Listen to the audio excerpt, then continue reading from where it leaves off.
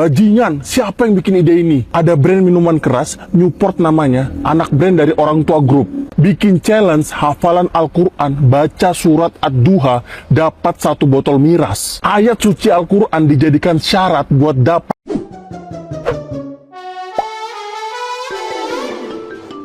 Majelis Ulama Indonesia atau MUI angkat bicara mengecam keras aksi viral yang menjadikan hafalan surah Ad-Duha sebagai tantangan berhadiah minuman keras di sebuah booth festival musik. Dalam video yang beredar, pengunjung terlihat menghafalkan ayat demi ayat surah tersebut dan mendapat tepuk tangan meriah setelah berhasil menuntaskannya demi memperoleh imbalan berupa minuman beralkohol.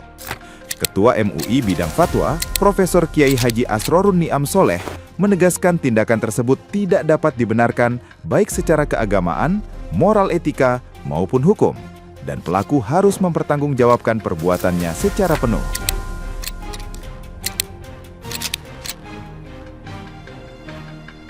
Niam menjelaskan Al-Quran sebagai kalamullah yang sangat disucikan, sementara membacanya merupakan ibadah bernilai tinggi, sangat kontras dengan minuman keras yang justru secara tegas diharamkan dalam Al-Quran itu sendiri.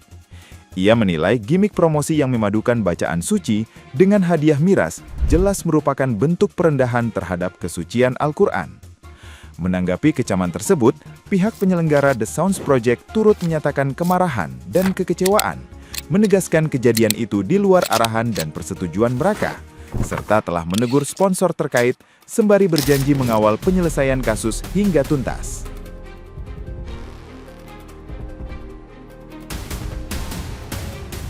Nah, gimana nih menurut netizen yang terhormat? Silahkan berkomentar ya.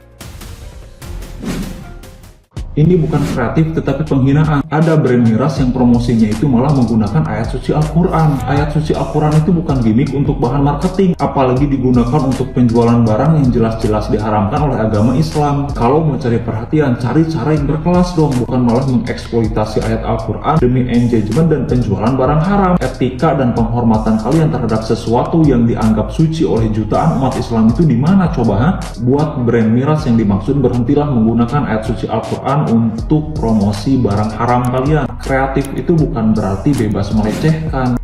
Setor hafalan Quran terus dapat miras, sakit. Kita dikasih akal pikiran sama Yang Maha Kuasa untuk bisa membedakan mana yang baik, mana yang buruk. Kita dikasih kemampuan untuk berpikir. Penistaan agama. Dan teman-teman tahu ini ada konsekuensi hukumnya ya, penistaan agama di pasal 300 KUHP, ancaman pidana penjara maksimal 3 tahun. Jadi teman-teman harus bertanggung jawab ya atas apa yang telah teman-teman lakukan. Gak boleh tuh bersembunyi di balik, oh ini kan spontan. Dari kemarin orang-orang yang bikin salah, kenapa sih alasannya ini cuma spontan-spontan? Uhuy. Ya, itu yang pertama. Yang kedua, yang harus teman-teman berikan pertanggungjawaban juga adalah terhadap permasalahan agama Islam. Karena saya sebagai muslim juga tidak terima loh tindakan seperti ini. Jadi tolong berpikir. Sumpah ini miris sekali ya, memang gak ada otaknya. Ini ada brand miras, promosi bagi-bagi minuman gratis dengan cara menghafal ayat-ayat Al-Quran. Ini buat panitia, kalian selain tolol, otak kalian pasti dibool. Udah gak didengkul lagi, ini otaknya pasti udah dibool nih. Kok bisa kalian kepikiran mencampur adukan antara miras dan ayat suci Al-Quran? Sedangkan di Al-Quran sendiri ada ayat-ayat yang mengharamkan miras. Ini memang manusia-manusia kontol, ini memang gak punya otak. Gak tahu marketing jenis apa yang mereka lakukan ini, yang jelas mereka ini tolol, otaknya dibool. Ini buat brand miras ini ya, kalian pasti legal lah, pasti legal kalian. Kalian tolong klarifikasi ya bangsat, klarifikasi dan minta maaf. Apa maksud kalian ini? Marketing bangsat ini harus kalian jelaskan maksudnya apa. Malam-malam lihat video ini, jujur parah sih. Bayangin teman-teman, challenge hafalan Al-Quran, berhadiah 1 botol miras. Ini merupakan saksi dari netizen yang berada di acara ini, The Sound Project. Dan pertanyaannya, apakah ini murni kecerobohan oknum SPG atau ada fakta sistematis dari brand ini?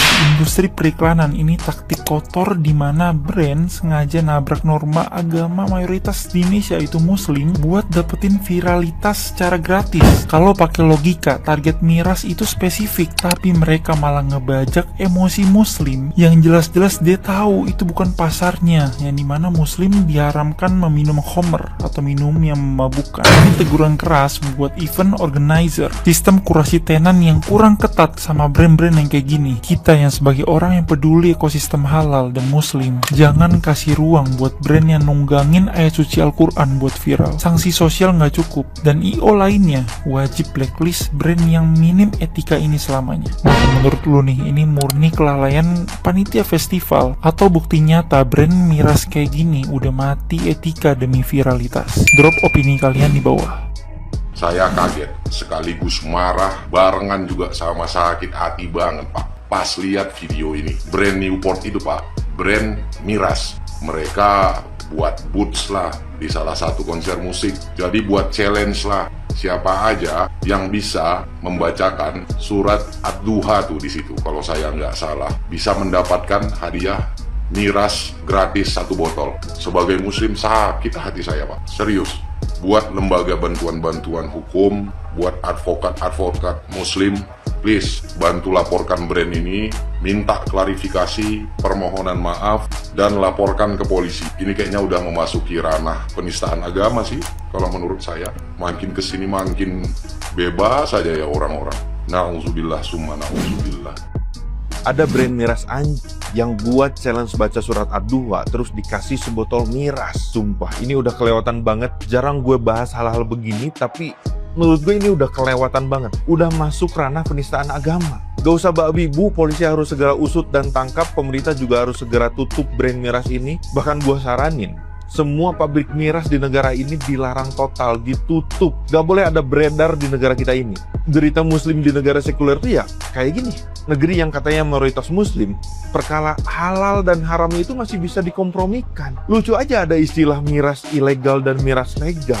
Padahal kalau dalam Islam semuanya ya haram. Hal-hal kayak gini nggak akan selesai-selesai, akan terus berulang. Bakal terus ada. Lo bisa berharap apa sama orang-orang mabuk? Udah banyak bukti sumber segala kejahatan itu berawal dari miras. Tapi masih aja banyak beredar di negara ini. Dan legalnya miras di negara ini karena dipisahkannya urusan agama dengan kehidupan. Itulah sumber kerusakan terbesar di negara ini, bahkan di dunia. Goblok, tolol, bajingan, siapa yang bikin ide ini? Ada brand minuman keras, Newport namanya, anak brand dari orang tua grup.